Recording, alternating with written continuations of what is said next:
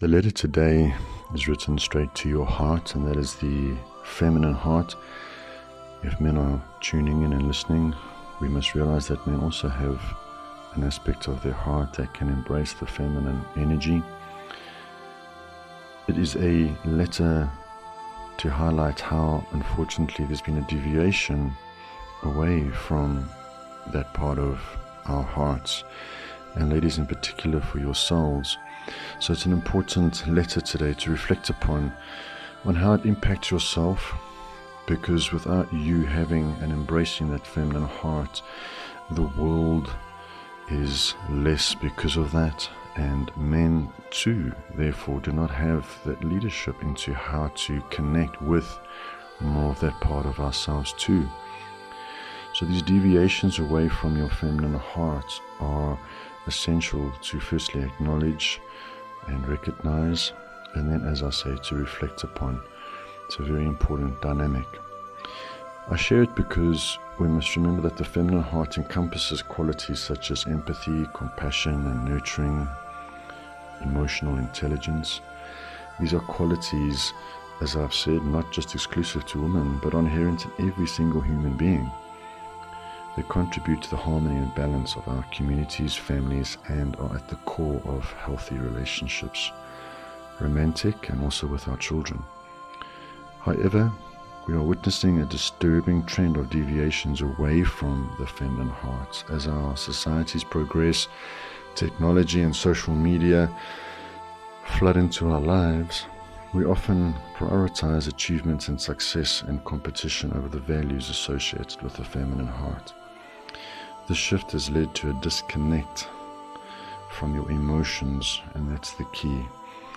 The energy goes into your mind, your intellect, your rational logic part of your being, so that you can do more, which is highly respected, of course, and there's a time and a place for everything.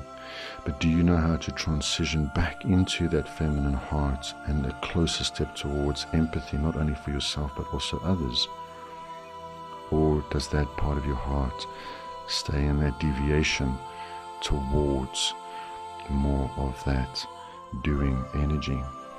In our pursuit of material wealth and personal gain, we have sometimes neglected the importance of nurturing relationships, fostering connections, and understanding not only our own needs but the needs of others, and how to communicate in that vulnerable place where needs are emphasized. When we have a world that focuses on individualism, it's going to create a growing sense of isolation and loneliness, as genuine human connection becomes a casualty of our fast-paced lives. Furthermore, societal expectations and stereotypes have limited the expression of the feminine heart. Men in particular, we have been burdened with the idea that showing our vulnerability or embracing our more nurturing qualities is often a sign of weakness, and masculinity has been so attacked of late. So this restrictive notion often has caused us men to suppress our emotions, leading to great psychological distress, and it hinders our ability to form meaningful connections. I'm sure you can relate. We must recognize the value of the feminine heart in all of its manifestations. It is not a sign of weakness, but a source of strength and resilience. The qualities associated with the feminine heart can empower us to create more compassionate societies where empathy and understanding prevail.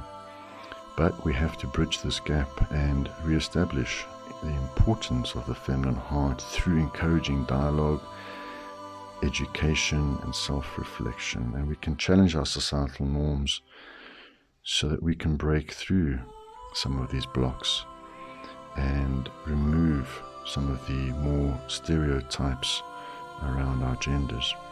But by doing so, we have to create space for individuals to embrace their authentic selves and contribute to a more balanced and harmonious world.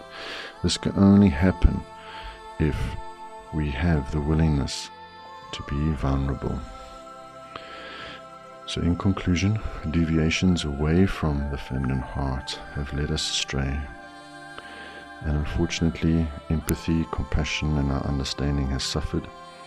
I believe in today's letter, my message is to let you know that it's our responsibility to acknowledge and cultivate these important qualities so that we may serve not only ourselves and our relationships but also our communities.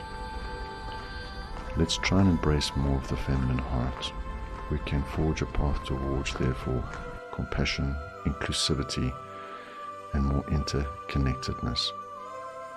The first place where you start with this process is to understand the relationship that you've had with some of the other feminine people in your life.